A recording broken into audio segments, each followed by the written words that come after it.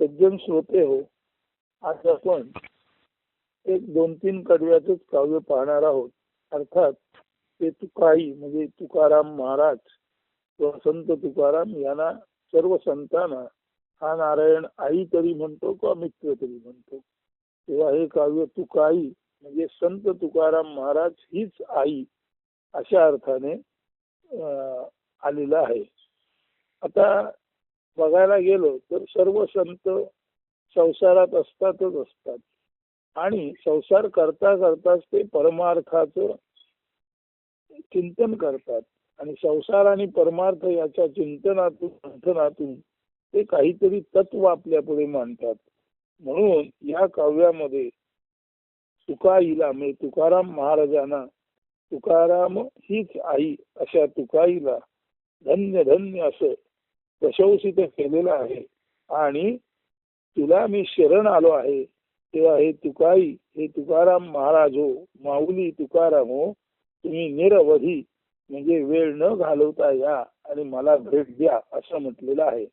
पुढे सांगितलेलं आहे सर्व संसाराचं मंथन करून सर्व संसारातील सुख दुःख झाल्यानंतर अडचणी आणि त्या अडचणींवरती मिळणारे उपाय काढला जाणारा मार्ग या संपूर्ण संसारातल्या कथा व्यथा सुखदुःखाचं मंथन करून तुकाराम महाराजांनी अद्वैताचं नवनीत म्हणजे भेदाभेद रहित अद्वैतात असणे सर्वत्र समदृष्टीने भगवंत पाहणे हेच खऱ्या अर्थाने सर्व जीवांना कल्याणकारी मोक्षकारी आहे असं सांगणार विठ्ठल नवनीत.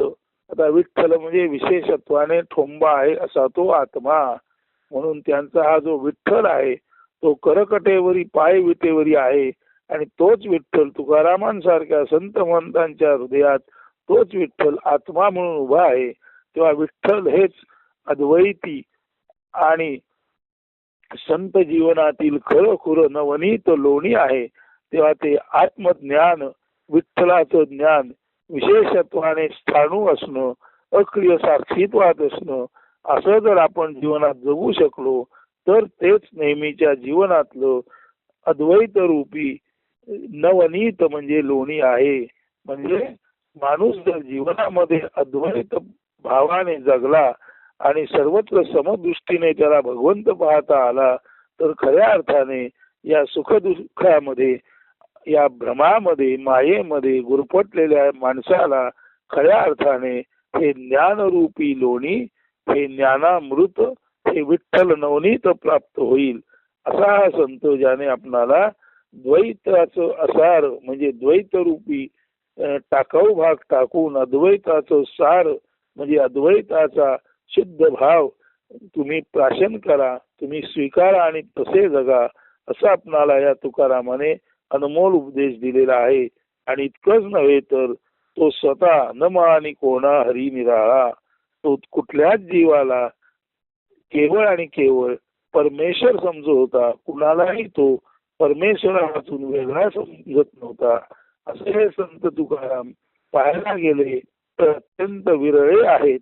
म्हणजे अपवादानेच आढळणारा असा एखादा संत असतो आणि असा जेव्हा संत तुकाराम सदैव वैकुंठ गमन करता आला असा तुकाराम जेव्हा खऱ्या अर्थाने विधेयीपणे मुक्ती भोगता भोगता एक दिवस अंतर्धान झाला तेव्हा त्या अंतरिक्षातील परब्रह्मही ते सर्वश्रेष्ठ तत्वही आपलं असीपद सोडून 2 पावलं खाली आलं आणि तुकारामासाठी परब्रह्म सुद्धा ओनवं झालं. तुकारामा पुढे परब्रह्मानेही आपली मान लवविली. इतका मोठा तुकाराम महाराज जो आहे, इतके मोठे संत आहेत, त्या संतांना तुम्ही शुद्ध भाव रूपाने जाणा आणि त्यांच्या संगतीने तुम्ही ही ब्रह्मप्राप्ती करून घ्या असं या माऊली तुकारामाबद्दल म्हटलेलं आहे. आता नीट ऐका. धन्य धन्य माऊली तुकाई, धन्य धन्य माऊली तुकाई, खाव देई मजत पायी, अनन्य भावे शरण येई, धाव घेई निरवधी आई. धन्य धन्य माऊली तुकाई. संसाराचे मंथन करुणी द्वैत असार अवघे सांडुनी. अद्वैताच विठ्ठल नवनीत अलौकिक ते लोका देई. धन्य धन्य माऊली तुकाई. नमानी कोणा हरी निराळ. संत साधू तुकया विरळा. परब्रह्म ही तुका तुकवी. मूर्ख जाणा मानन तुकवी. धन्य धन्य माऊली तुकाई. धन्य धन्य माऊली तुकाई.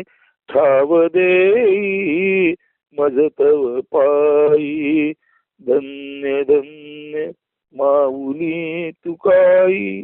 तर सर्वत्र सर्व व्हावे सर्वांमध्ये विठ्ठल पाहणारा असा हा विरळा संत तुकाराम महाराज. त्यांना तुम्ही नीट ओळखा. परब्रह्मानेही तुकारामा पुढे आपली मान डोलावली. परब्रह्मानेही तुकारामाला अत्यंत आदराने वाकून नमस्कार केला. अशा तुकारामाला जर नीट जाणलं तुम्ही नाहीत आणि त्यालाही वंदन केलं नाहीत तर निश्चित ओळखा मूर्ख जाणा मानन तुकवी. तुकारामांसारख्या जगद्गुरु संतांपुढे जे नम्र होत नाहीत ते केवळ मूर्ख म्हणूनच त्यांची या जगात संभावना होऊ शकते. तेव्हा तुकारामासारख्या ज्ञानेश्वरांसारख्या माऊली पदावर आरूढ झालेल्या तुकाई ज्ञानाई यासारख्या संतांना नीट ओळखून त्यांना भावरूपामध्ये आपल्या हृदयामध्ये घट्ट भावरूपात त्यांची प्रस्थापना करून त्यांचे सारखेच आपण सर्वत्र भगवंत पाहून वर्तन ठेवावे अशी तुम्हाला सर्वांना विनंती या काव्यातून करत आहे. आणि ते वर्तन हे सांगणाऱ्याच्या आणि हृदयाच्या असे सांगणाऱ्याच्या आणि ऐकणाऱ्याच्या हृदयात तुका भाव म्हणून दृढ व्हावे. आणि तुका भाव धारण करून सांगणारा आणि ऐकणारा तुका यांच्यामध्ये तुका भाव दृढ होऊन त्या तुका भावातूनच आपण खऱ्या अर्थाने परब्रह्म विठ्ठल आहोत इथपर्यंत आपल्याला पोचायचं आहे. हा प्रवास प्रत्येकाला आपल्याच हृदय गाभाऱ्यात चिंतन मनन करता करता सच्चिदानंद स्वरूपाचा आनंद घेता येता हा प्रवास करता करताच प्रत्येकाला मी पासून तुकारामापर्यंत आणि तुकारामापासून विठ्ठलापर्यंत म्हणजे परब्रह्मापर्यंत पोचायचं आहे.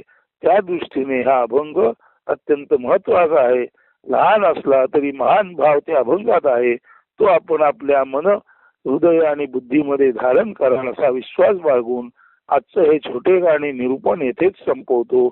धन्यवाद. सुप्रभात. शुभ दिन अस्तु.